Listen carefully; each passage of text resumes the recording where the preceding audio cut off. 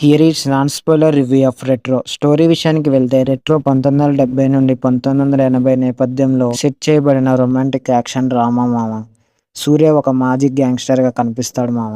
సూర్య తన హింసాత్మక గతాన్ని వదిలి తన భార్యతో శాంతియుత జీవితాన్ని గడపాలని కోరుకుంటాడు మామ.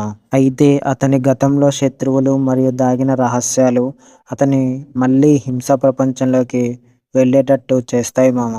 ఈ కథలో సూర్య తన ప్రేమ కోసం, కుటుంబం కోసం ఎలా పోరాడతాడు, తన గతాన్ని ఎలా ఎదుర్కొంటాడు అనేది స్టోరీ లైన్ మామ. Cinema tag line love, laughter, war. ఈ కథలో రొమాన్స్, ఎమోషన్ మరియు యాక్షన్ సీన్స్ బాగా ఆకట్టుకుంటాయి మామ. సినిమా హైలైట్స్ విషయానికి వెళ్తే, సూర్య నటన.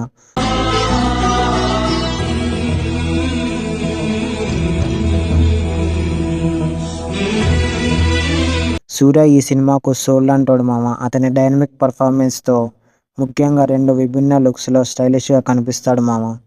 అతని ఎమోషనల్ సన్నివేశాలు, డైలాగ్ డెలివరీ మరియు యాక్షన్ సీక్వెన్స్లలో బాడీ లాంగ్వేజ్ గురించి మనం ప్రత్యేకంగా చెప్పుకోవాల్సిన అవసరం లేదు మామ. పూజా హెగ్డే తదితరుల యాక్టింగ్ కూడా పర్వాలేదు మామ.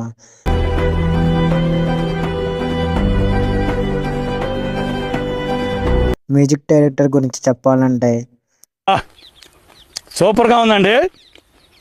డైరెక్టర్ కార్తిక్ సుబ్బరాజు గురించి చెప్పాలంటే,